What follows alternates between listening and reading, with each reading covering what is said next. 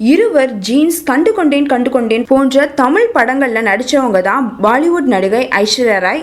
ஐஸ்வர்யா ராயோட அப்பா கிருஷ்ணராஜ் ராய்க்கு உடல்நிலை குறைவு காரணமா மும்பையில் இருக்கிற லீலாவதி ஹாஸ்பிட்டலில் அட்மிட் பண்ணியிருக்காங்களாம்.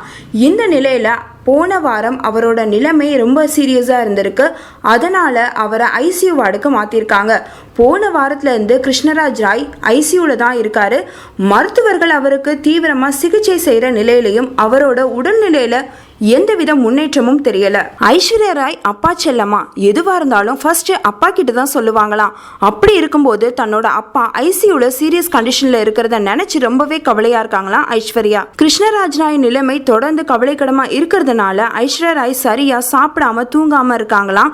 நைட் பூரா கண் முழிச்சு அப்பாவோட பக்கத்துல இருந்து அப்பாவை பார்த்துட்டு இருக்காங்களாம். ஐஸ்வர்யா ராய் கடந்த சில நாட்களாகவே தன்னை மருந்து சரியா சாப்பிடாம தூங்காம இருக்கிறது அவங்க கணவர் அபிஷேக் பச்சனுக்கு பெரிய கவலையா இருக்கு. ஆனாலும் நிலைமையை புரிஞ்சுக்கிட்டு அபிஷேக் ஐஸ்வர்யா கிட்ட எதுவுமே சொல்றது இல்லையா.